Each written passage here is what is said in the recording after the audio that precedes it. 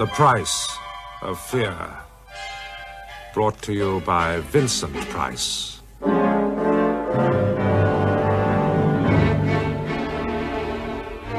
Hello there. Are you a whodunit fan?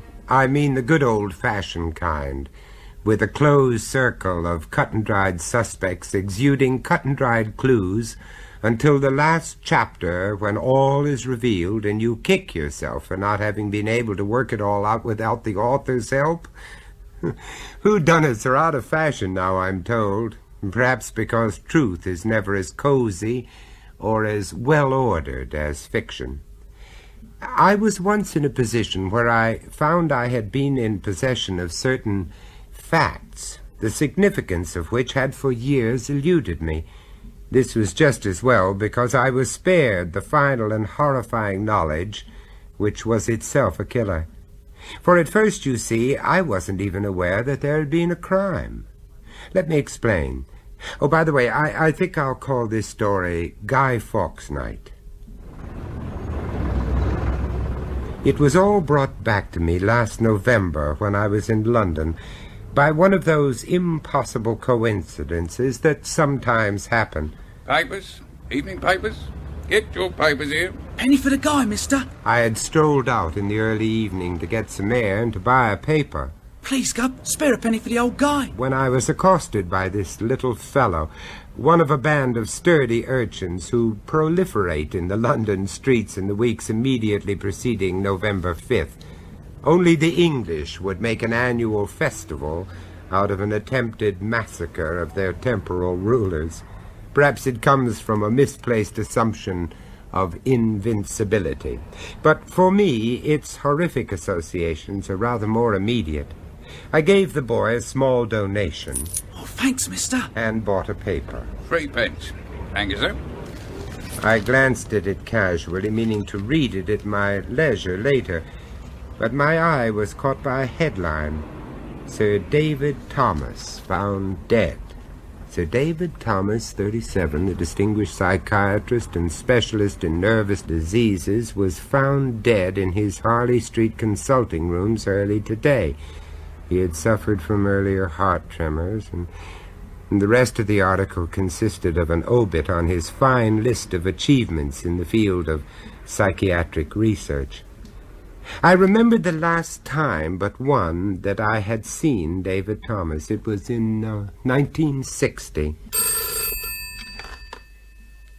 There's a Mr. David Thomas to see you, sir. David? I don't know anyone called David Thomas. Ask him what he wants. Just a moment, sir. I was tired and irritable. My plane to London had been delayed by fog, and I was due on the set at some godforsaken hour the next morning. I just wanted to get to bed. Are you still there, sir? Yes? He says you knew his mother, sir. The lady's name was Helen. Helen? Helen Thomas. Oh, yes. Well, you'd better send him up. Right away, sir. Surprisingly, I recognized my visitor the moment he walked in. I say surprisingly because the last time I had seen David, it was at his home, Rycott. He'd been all of 14. It was good of you to see me, sir. I'm sorry to barge in like this. Damn cheap without writing and all that. But I don't know who else to turn to. Well, sit down, David. Has been a long time. Another world, sir. Rycott Manor? Rycott Manor, yes. How's your mother? It's because of her that I'm here.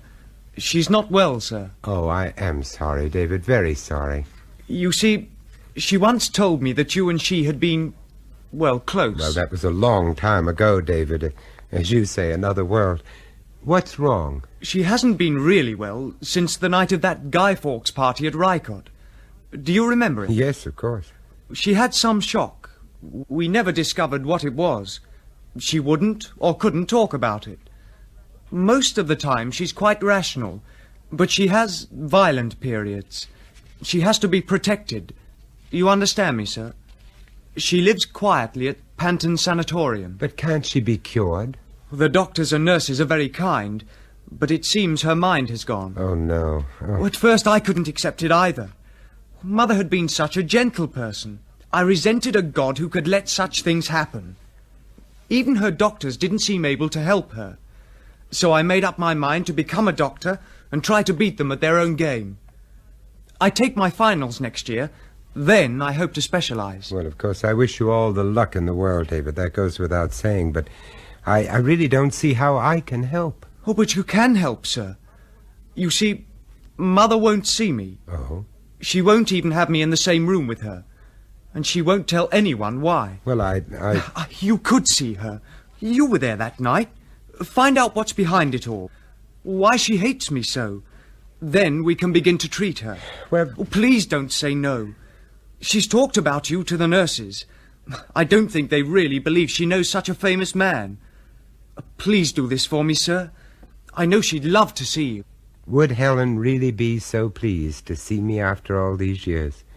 We'd been art students together at London University way back in '35. She was an attractive, vital girl, and naturally competition to take her out had been keen. Can I have a drink, Vincent? Certainly. I want to talk to you. Well, talk away. Listen, Vincent. I'm going to get married. You did say married? I've thought about it, and it seems a good solution. Solution to what? You're not serious. Vincent. Well, may I ask the name of the lucky man? Frank Thomas. Frank Thomas? Oh, well, now I know you're kidding. No, I'm not kidding, Vincent. He asked me last night. Well... No, before you say anything else, listen to me. I've got no illusions about my talent. So you're selling out, huh? Cynically, but accurately put. I've lost interest, I'm afraid. Helen, do you know what sort of a reputation this Frank Thomas has? A lot of nonsense put about by his enemies. Nothing's ever been proved against him, just because he's rich and has got a lovely house in the country. Yes, I've heard about Rycott Manor. Helen, you're not marrying a house, you know. Oh, Vincent. After that, my feelings towards Helen took a decidedly chilly turn. And though she asked me, I didn't go to the wedding. Instead, I returned to America and got on with my professional career, which, as it turned out, put her effectively out of my mind.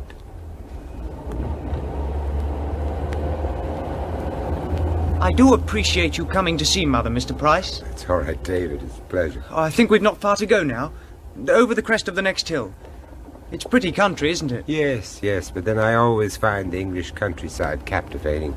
The house lies in its own grounds, just like Rycott. Do you remember the old home? My only visit to the Thomases' home was some 15 years or so after that last night out with Helen. I was back in England to discuss a new movie when one day, totally out of the blue, I received a letter asking me to attend a Guy Fawkes firework party at Rycott Manor. At first I couldn't think who I could possibly know at such an exalted address. Then I realized that it must be Helen. Although we had not parted on the best of terms, my curiosity got the better of me. I badly wanted to know how things had worked out for her, so I decided to accept the invitation. I couldn't get away from town until late, which meant I arrived at the house after the other guests had finished supper. It was one of those deliciously crisp evenings peculiar to fall in England, so I paid off the taxi at the bottom of the drive and approached Rycott Manor across the lawns, the best way to see it. Fairy lamps had been strung along the trees in front of the terrace, and I could see the great bonfire waiting to be lit. Above it, as if surveying the scene, was the Guy. It was tied to what appeared to be a plank, its head fastened back so that the straw wouldn't fall out. Silhouetted against the lamps, twinkling in the trees and the lights from the house, it looked uncannily lifelike. I even fancied that its eyes caught the light, reflecting it like those of a cat. It was obviously constructed with the loving care of an artist. Helen met me at the door. Vincent! Vincent, how good to see you. Here, let me take your coat. I want to talk to you alone before we join the others. Frank is resting in his study, so I'll take you into the morning room. How like Helen I thought to have a morning room. Well, the world-famous film actor. Oh, I'm so pleased for you, Vincent. Helen, let me look at you, Now, How have you been? I read in the papers that you were here, so I thought, for old time's sake... Helen, Yes? how have you been? Do you want a truthful answer, or merely a polite one? Is it so bad? If you say I told you so, I'll send you packing at once. But I told you nothing you didn't already know. That makes it worse. Well, go on, tell me. I have everything material that I want. I go short of nothing. But there is no love in this house, Vincent, and it frightens me. Frank is too busy. If he's not running his offices in the city, he's running the estate down here. And he does that just as efficiently and just as ruthlessly. Well, why have you stuck it out all these years? Because I have a son, Vincent. You'll be meeting him presently. His name is David, and he's 14. He's all I live for now, Vincent. David, And how does David get on with his father? Truly, I don't know. David is hard to know, like his father. Sometimes I think he hates him. Oh, my poor Helen. Please don't pity me, Vincent. I've been holding on to my self-control for years, and it wouldn't take much to let go. David is a sensitive, intelligent boy, but their interests are totally different. David takes after you. I fancy he has artistic leanings. Yes, possibly. But why do you say that? Well, my dear, I'm deducing that he built that guy I saw as I came here. It's a remarkable piece of work, you know. There's some haunting quality about it. Thank you. He'll be pleased. He worked hard making it. If your son becomes an artist, you won't have wasted your own talent, you know. Thank you, Vincent. That was a very nice thing to say.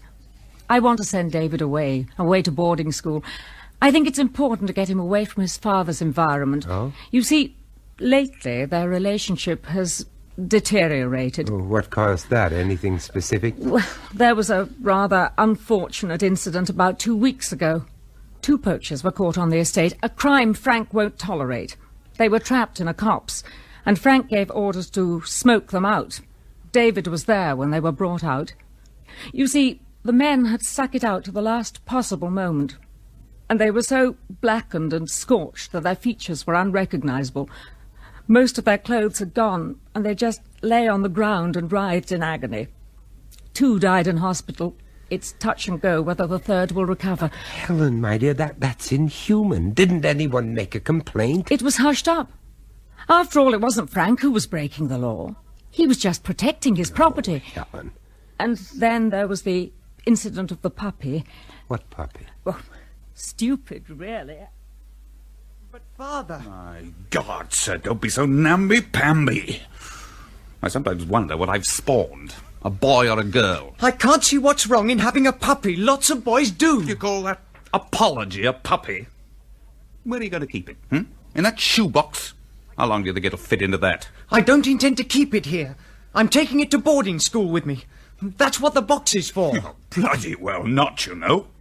What do you think the headmaster's going to say, Get rid of it before term time. Meanwhile, keep the damn thing out of my sight. You see, Vincent, it was a sad little creature that David had found somewhere. Frank took an instant dislike to it, probably because it was a mongrel and a stray, probably the runt of the litter. He never could stand anything that wasn't perfect. Mother, are you in there? Well, come in, darling. Hello, Mother. David, this is... Oh, yes, I recognise him. Your picture was in last night's paper, sir. How do you do? I've seen all your films. Hello, David. David enjoys the macabre. He was a good-looking boy, sturdy and well-built for his age. A good advertisement for a country upbringing. In fact, he was everything his father should have been proud of. I noticed that he was carrying the shoebox. What's your next film going to be about? I don't know, David. As a matter of fact, I don't know what my last one was about. How's your puppy? Is it in the box? The box? It's empty. The puppy's dead, sir. Oh, David. I am I sorry, found David. it this evening in one of those awful traps Father laid down for the poachers. It had been struggling for hours because both its hind legs were broken. So I had to put it out of its misery. Oh, David. You mean you did it yourself? I had to. There was no one else about.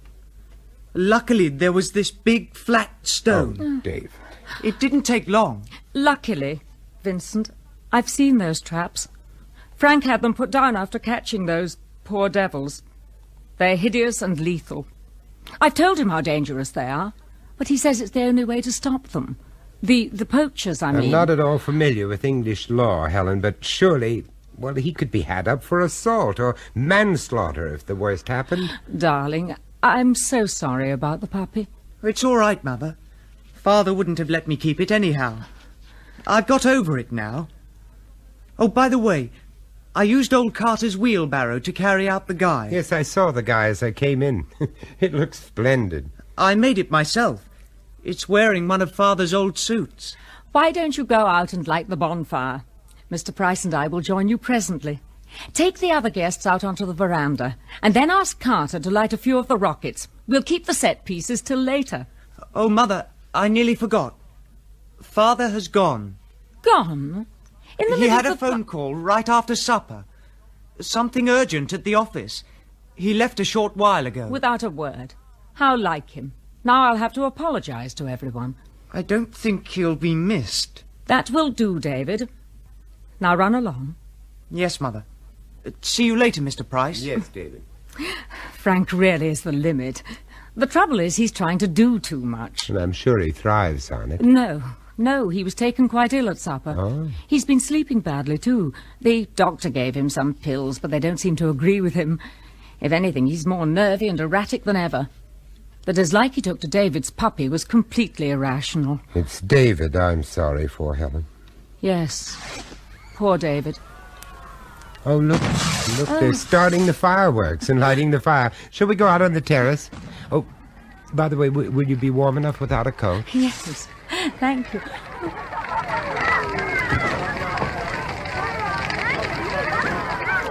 Oh, look. They've lit the bonfire. Yes. I've always loved this festival.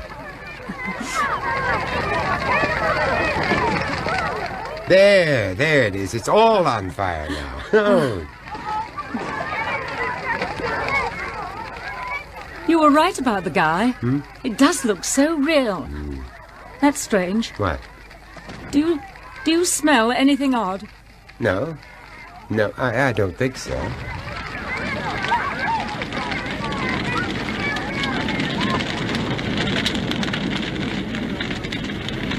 I never had a chance to talk to Helen alone again that night.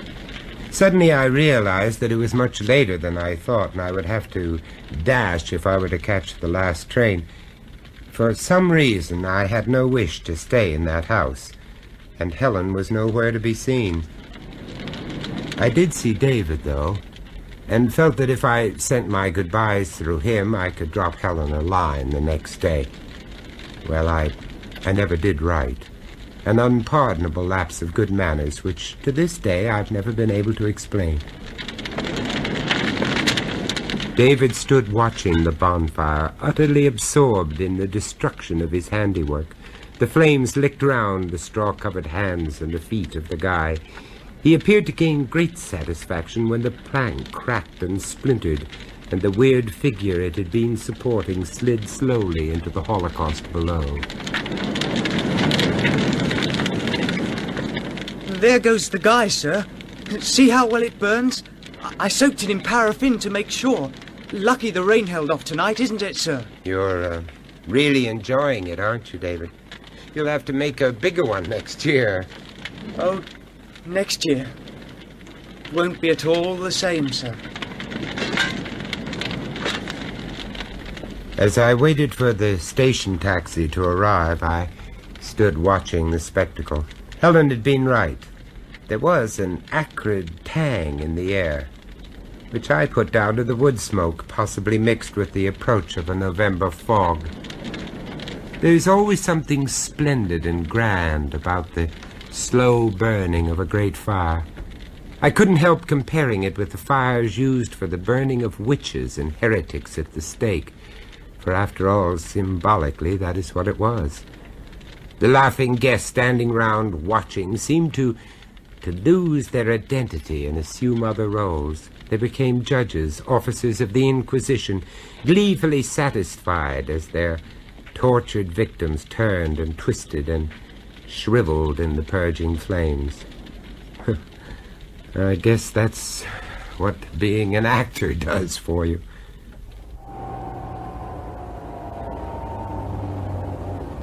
The sanatorium. It's just here on the right. Wake up, sir. We're nearly there. Oh, I wasn't asleep, David. What became of your father? My father? Oh, didn't I tell you? No. We never saw him again after that night he left Mother. There were rumours that he had some girlfriend waiting for him in London. Mother had to carry on alone. Weren't inquiries made? Didn't you try to trace him? Trace him? Do you think we wanted him back? I loathed and detested the ground he walked on. So did Mother. His going was the best thing that ever happened to us. He was a brute when he was here, and I hope to God he's dead now. He is, as far as I'm concerned. Oh, we're here.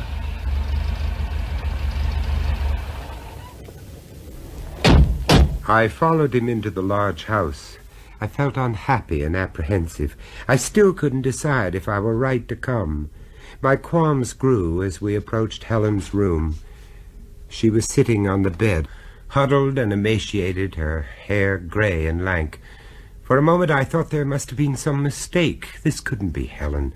Not the Helen I'd known as a student, nor indeed the hostess of Rycott Manor. Why had it come to this? Vincent? Hello, Helen. Is it really you? It's been so long. 10 years, Helen.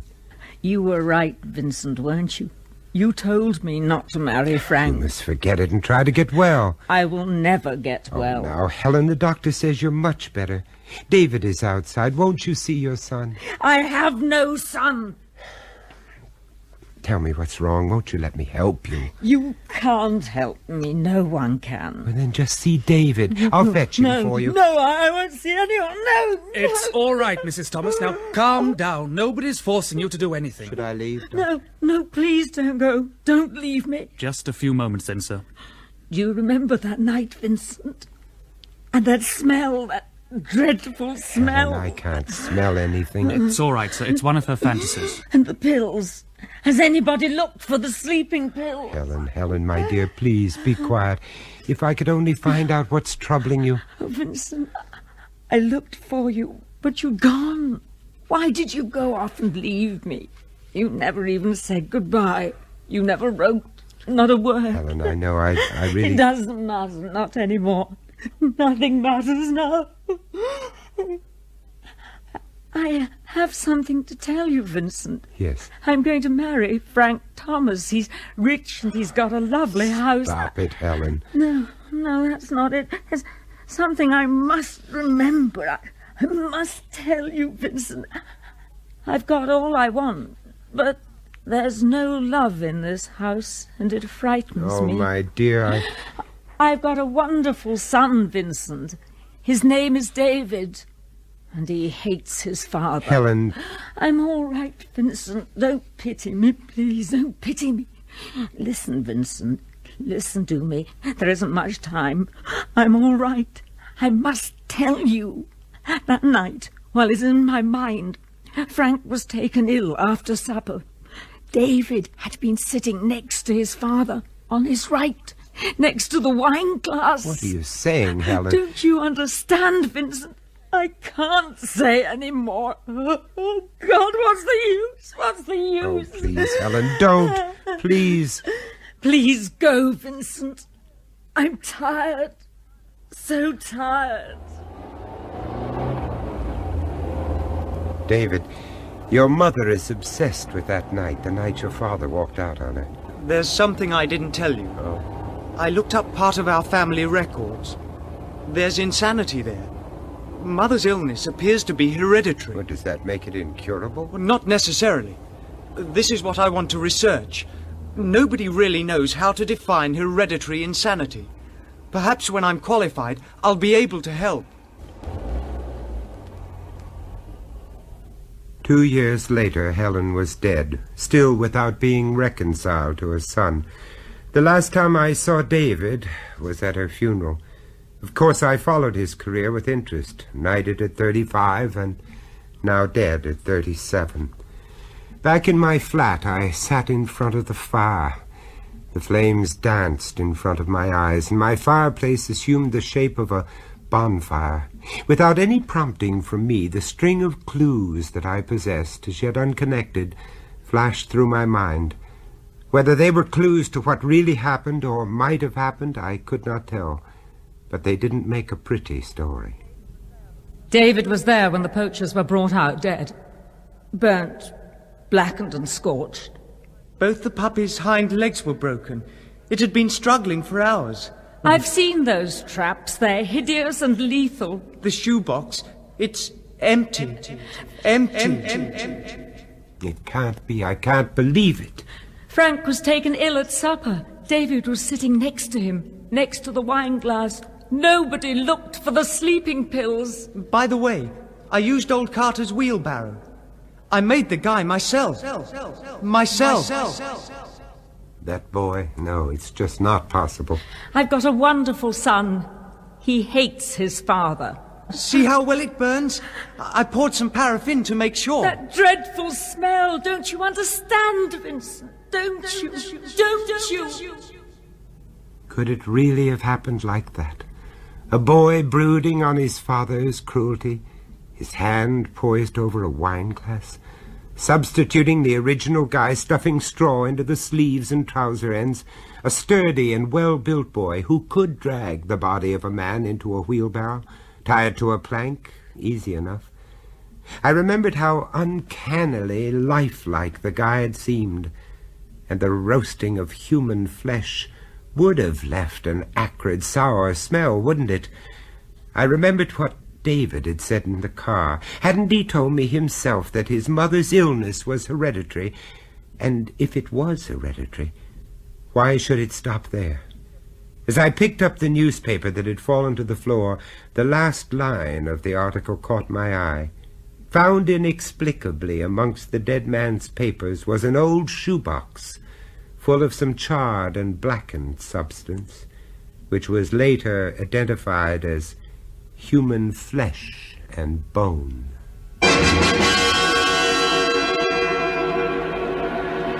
Well, that's the story. Call me fanciful, and you may be right. After all, I have no proof. But one thing's for sure. It'll be a long time before I accept another invitation to a bonfire party for Guy Fawkes night.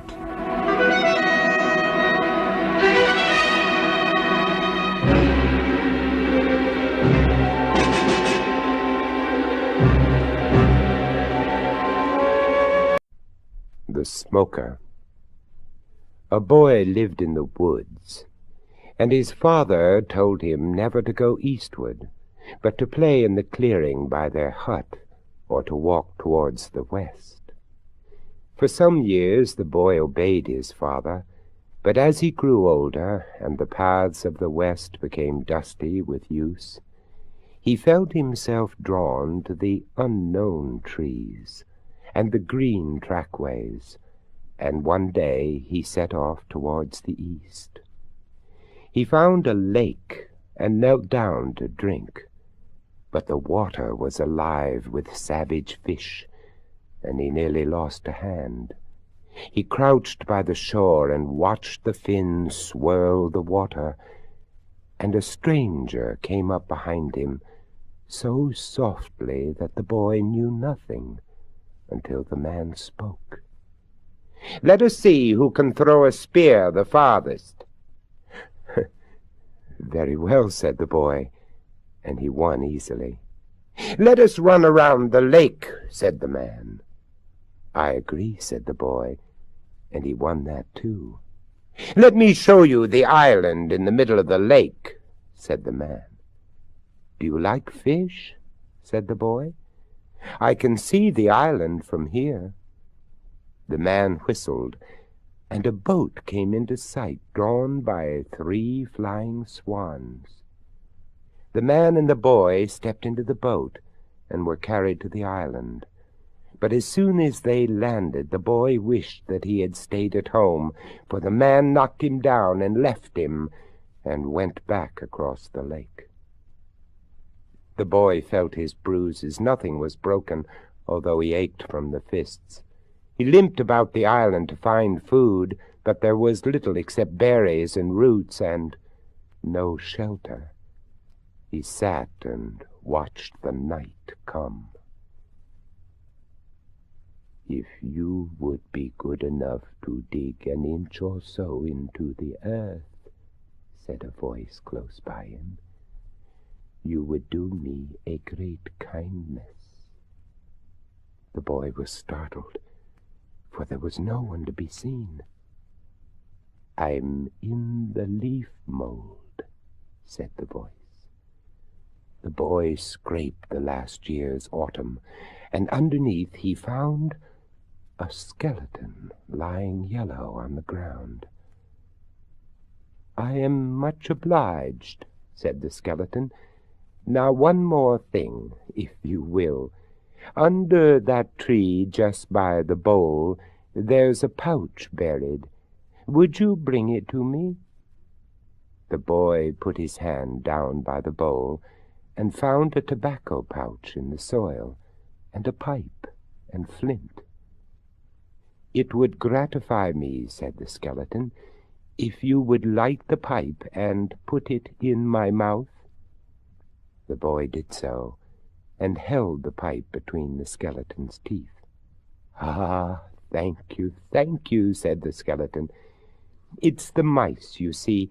They nest in my ribs, and only the smoke will move them. Such a torment they are, and such a blessing this is." The boy sat without moving until the skeleton had finished the pipe. "Now," said the skeleton, "you will want to know what you can do about the man who brought you here. Well, I'll help you. He's on his way now with dogs to hunt you for sport. So you must run up and down all over the island, leaving tracks, and be sure to touch every tree. Then when he comes, hide at the top of a tree, and they will never find you." And that is what the boy did. And the dogs could not find him, for his scent was everywhere. At dawn the man took them off and went back to the land. "He will come at night," said the skeleton, "and it will be to drink your blood. But you must dig a hole in the sand near where the boat is beached, and wait for him to start looking for you." All that day the boy held the pipe for the skeleton. "And remember," said the skeleton, "don't return for a year. Then, if you will bring me a little tobacco, perhaps, it would be most beneficial. Indeed it would." The boy hid in the sand until the man had disappeared among the trees, and then he ran to the boat and jumped in. As soon as they felt the movement, the swans flew back to the land, taking boat and boy with them safely among the deadly fish. And the boy went home and stayed westwards for a year. At the end of the year he made his way to the lake again. The swans were waiting. The island was unchanged. "I've brought a new pipe and pouches of tobacco," said the boy. "You are more than considerate," said the skeleton. "The nesting season has been a great burden." The boy lit the pipe, and the mice were soon cleared. "Can I do anything more to help you?" said the boy. "You saved my life. Shall I bury you?" "No," said the skeleton. "I would rather know the sun and the rain, the wind and the moon, and let them do their work. It's pleasanter here than in the dark." So the boy built a hut on the lake shore, and each day he came with the swans to light the skeleton's pipe and to keep him company, until the sun and the rain, the wind and the moon had done their work, and nothing remained to tempt the busy mice. The Phantom Merry-Go-Round. Among the pirate islands at the outer edge of Barataria Bay, the westernmost is Ile Dernière, now generally known as Last Island. For a little while it was the capital of the illegitimate empire of Jean Lafitte, the famous buccaneer who later moved to Grande Terre and became a picturesque hero at the Battle of New Orleans. Not long after the pirates had scattered, Last Island became a summer resort. Some of the most distinguished of New Orleans Creole families built luxurious cottages there. An enterprising merchant erected an elaborate hotel called the Trade Wind, which was decorated by many towers and bordered by pillared galleries. A whole wing of this long and spacious building was devoted to a ballroom, where an orchestra played nightly, and all the families from the cottages joined the hotel guests to dance the hours of darkness away. The season was at its height at the beginning of August in 1856. The summer residents congratulated each other that their island was cool, while the heat of New Orleans was almost intolerable. A strong north wind was blowing, and high waves raced in from the Gulf of Mexico to break in thundering surf upon the sand. Each day was bright and clear. On the 9th of the month came the first ominous evidences of possible disaster. Great dark clouds towered on the horizon, and the wind brought with it a roaring sound. Darkness came early that afternoon, and the sound increased. The islanders gathered at the ballroom, glad to divert themselves by dancing and forgetting the fears that stirred in their minds. Nervously, the ladies, in their formal gowns, looked out of the windows at the advancing waves, but soon the music and the gay rhythms of the dance captured their complete attention. When the gaiety was at its height, came a piercing scream. A girl had seen water spurt under the door of the ballroom and darken the shining floor. As some of the gentlemen raced toward the door, it burst from its hinges, and a resistless wave swept through the room. The struggling dancers heard a terrific crash, and the roof of the ballroom had blown away. Wave after wave followed, and the helpless humans, screaming and panic-stricken, were scattered by the seething waters. Those who fought their way out of the hotel saw whole cottages swept away from their foundations and bobbing crazily about. A small steamboat, the Star, had been snatched from her moorings and was blown up upon the island. It filled with water and sank on the site of a billiard parlor which had disappeared. A few of the victims of the storm fought their way to her hull and clung there throughout the night. Not far from the hotel stood a children's whirligig or merry-go-round. A group of men and women had fought their way to it, and they clung to the wooden rail above their heads. The wind increased its force and set the rail to circling. The terrified passengers kept desperate hold, their bodies hanging grotesquely as the rail went round. When the waters receded next morning, about 2/3 of the people on the island had lost their lives. Many were never found. But here and there on the wet sands lay corpses in odd, stiff attitudes. Almost a century has passed since this great tragedy, but the fishermen of Barataria Bay say that even today, when chugging past Last Island in their little boats, sometimes on blowy nights, they see on its shores a vast hotel, its windows gleaming with light, and they hear dance music above the whistle of the wind.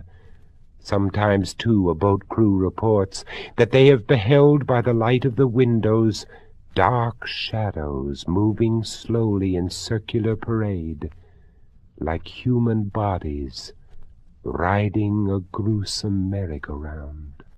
A pair of gloves. On the day that Elizabeth, younger daughter of the Roderick MacLeods, reached the age of 16, her parents decided that she should be sent to the same exclusive school in Switzerland which had so successfully educated her elder sister Flora. Grandfather MacLeod offered only a minor amendment to this program. Before she matriculated, he wished her to visit her cousins, residing at the seat of the MacLeod, Dunvegan Castle on the Isle of Skye. When Elizabeth first saw the home of her ancestors, there was a sheen on the calm waters about it, while a soft mist resting above raggedly embraced its crenellated towers. Soon the crew of the small boat that brought her from the mainland lowered the sail. They sang an old Hebridean song as they rowed her to the little dock where the MacLeod waited. He was a tall, bearded man, and his welcome, gruff and impassive, embarrassed her, though she felt he was glad to see her. His sister, also tall and reserved, stood beside him and bowed graciously. She was distressed, she said, that there were no young people at Dunvegan at this time. She had invited several of the MacLeod nephews and nieces, but all had already returned to their schools or were busy preparing to do so. Elizabeth found the grey castle fascinating. Its electric lights only gave emphasis to the age of its big dark rooms, and seemed the one compromise that its residents had been willing to make with modern times. She and her new-found relatives sat long over their after-dinner coffee that evening, while the MacLeod told her of bonny Prince Charlie's escape to the Isle of Skye and his stay at Dunvegan, of the later visit of Dr. Samuel Johnson and his inevitable companion James Boswell. Later, Elizabeth lay in an enormous old bed, studying Scottish chiefs by the light of a tiny reading lamp affixed to the headboard. She did not know when she first became aware of other light in the room. It seemed to have been there, and very naturally, for some time before she considered its presence. At the foot of the bed, in a circle of radiance, lay a pair of man-sized gauntlet gloves. On the wide cuffs, embroidered in red, she could see the outline of an intricate design. She looked up from the gloves and saw, standing beside the bed in the half-light, a tall, dark young man who was smiling at her. She did not remember his features later. She only recalled that his teeth gleamed white and regular, and that his eyes were bright with what seemed to be a friendly and curious interest. None of his dark costume was clearly visible, except white lace cuffs that fell from the ends of his jacket sleeves halfway over his long, slim hands. Thinking that her companion might be one of the MacLeod's nephews whose absence had been lamented earlier in the day, Elizabeth turned the button of an electric lamp on her bedside table. The room flooded with light, and the gloves and the young man were gone. Elizabeth had none of the fear that she might have been expected to feel under the circumstances. She reasoned that she must have fallen asleep and dreamed the two apparitions, and she decided she would not trouble her host by speaking of them. She slept soundly, and her only recognition of what had happened found expression in a letter to her sister. In this she described to Flora the event of the previous night, though at the same time she ridiculed giving it any credence. She was the more out of patience with herself a week later, when she said goodbye to the MacLeod and his sister, for she had not seen the young man or the gloves again, nor had she heard anything during her stay that might even partially explain her experience. Elizabeth's memory of her visit to Dunvegan was very dim 7 years later. She had spent 2 years at the Swiss school and then come back to New York. There she had met and married Kenneth Warren, a charming and reasonably well-to-do young Virginian. Unlike most Southerners, her husband claimed few kinfolk. His only close relative, he told the MacLeods, was an elderly maiden aunt who lived in an old brick house in Dinwiddie County and was too frail to come north for the ceremony. The marriage proved a very happy one. For 4 years the couple lived in a pleasant New York house on Murray Hill. Then, on an April afternoon, Kenneth Warren came home looking troubled. My aunt died and was buried nearly 2 weeks ago, he said. The information has just reached me, for there was some trouble in finding our address. We have inherited the house and must drive down at once to sell it and settle the estate. Elizabeth loved the dilapidated brick pile from the moment Kenneth drove her up the long drive. Though it was far from any neighbor and in such condition that she found difficulty in believing that it had been recently lived in, it satisfied a longing within her for just this kind of home. "We must keep it," she told her husband delightedly. "Perhaps we can restore only one room at a time, but it will be worth doing. Please say we keep it." Kenneth agreed, but without enthusiasm. "I'm used to it," he said. It doesn't mean as much to me as it does to you." He went out for a walk in the spring twilight, leaving Elizabeth very busy at her rummaging. When he came back, she had prepared a supper from food they had brought with them, and had set it on the dining-room table. She had found candles in the kitchen, and now, set in a half-dozen candlesticks, they made a soft light that was grotesquely broken here and there by black shadows. "Darling," said Elizabeth eagerly as soon as they were seated, "I've had such an exciting time. It reminded me of something I dreamed when I was a schoolgirl visiting relatives abroad. I was prowling through the attic this afternoon and opened an old chest full of laces and dress materials. At the bottom was this pair of gauntlet gloves with red markings. Do tell me what you know about them. Do you suppose—" But at sight of the gloves, Kenneth Warren, death pale, rose from the table. In 3 long strides he was at the door. There he turned to Elizabeth and spoke in a trembling voice. "So you were the girl in the bed." Before she could grasp the meaning of these words, he was gone. So far as anyone knows, no human has seen him since that moment. Elizabeth searched for him frantically all night, and in the morning she summoned neighbors to her aid. They looked at her dubiously as she told her story. When she finished it, they shook their heads. No old lady nor anyone else had lived in that house, they said. Not in the last 100 years, anyway. They made a careful search for Kenneth. They found in the soft ground outside the doorway a man's footprints leading away from the drive to the center of the open space that had once been the lawn of the old house. There they stopped. 10 years have passed, and Elizabeth has found no trace of her husband. She still has the gloves. The Lone Grave. On the sloping lawn of a children's playground in Harrodsburg, Kentucky, stand strange reminders of an earlier day. One of these is an octagonal spring house where, more than 100 years ago, aristocratic Southern gentlemen and ladies gathered to take the waters, which were guaranteed to be beneficial to the general health. The other, only a few yards away, is a grave now surrounded by a white picket fence. A white marker beside it reads, "Unknown. Hallowed and hushed be the place of the dead. Step softly, bow head." When the body of the beautiful girl who lies here was lowered into the ground, the impressive funeral ceremonies took place against the background of an entrance to an enormous inn. 8 white pillars rose from the floor of its veranda to carved capitals beneath its roof.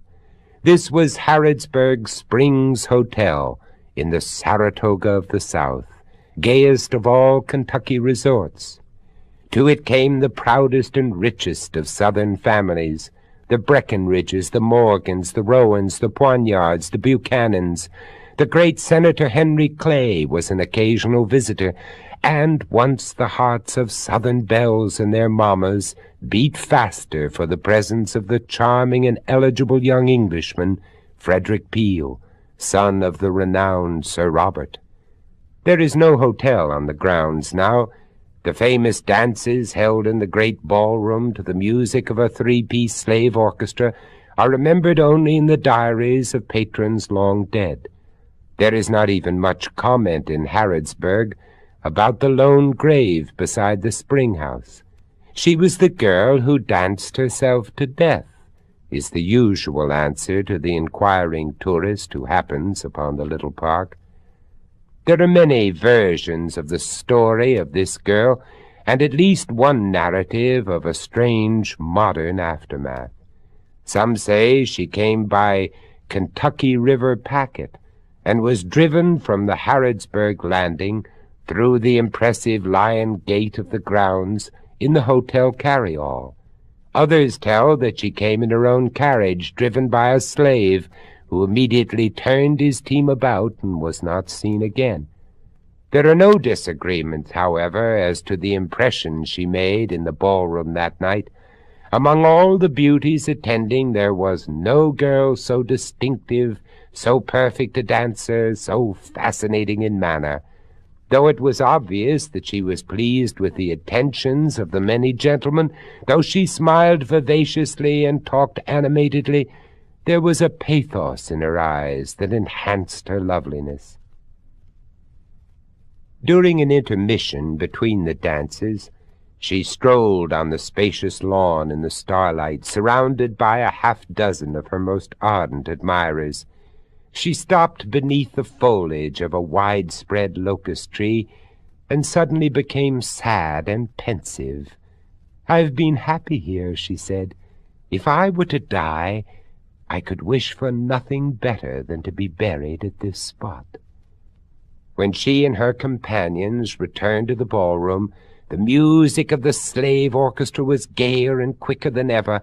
Dance followed dance, and the girl seemed never to miss a step. Her curls bobbed about her oval face, and her little feet were swift on the shining floor. Suddenly, when the ball was at its merriest, there was a cry. The girl had sunk to the floor. Her features had become still. Her eyes were closed. "She's fainted," said someone.